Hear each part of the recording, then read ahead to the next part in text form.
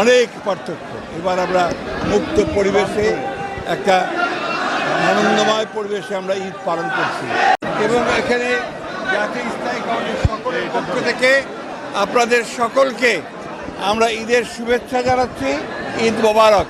এবং আপনাদের মাধ্যমে গোটা দেশবাসীর কাছে আমরা এই ঈদের শুভেচ্ছা পৌঁছে দেওয়ার জন্য অনুরোধ করছি।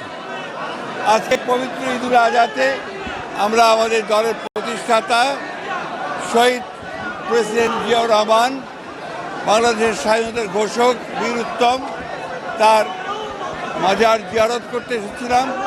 আমরা এখানে মাজার জিয়ারত করেছি এবং পরম করুণা তাআলার কাছে ফেরাত কামনা করেছি। আমরা একই সঙ্গে আমাদের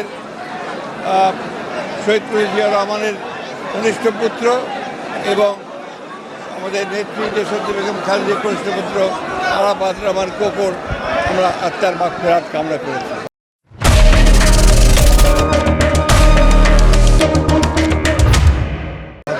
একই সঙ্গে বিগত গণতান্ত্রিক আন্দোলনগুলোতে যারা প্রাণ দিয়েছেন, শহীদ হয়েছেন, তাদেরও আত্মার মাগফিরাত কামনা করছি।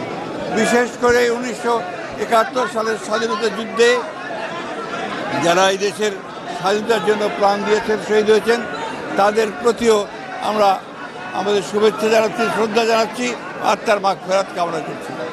এবং গণতন্ত্রের জন্য বিগত 15 বছর এবং জুলাই আগস্টে যারা শহীদ হয়েছেন, তাদের প্রতিও আমাদের শ্রদ্ধা এবং তাদের আত্মার মাগফিরাত কামনা করছি।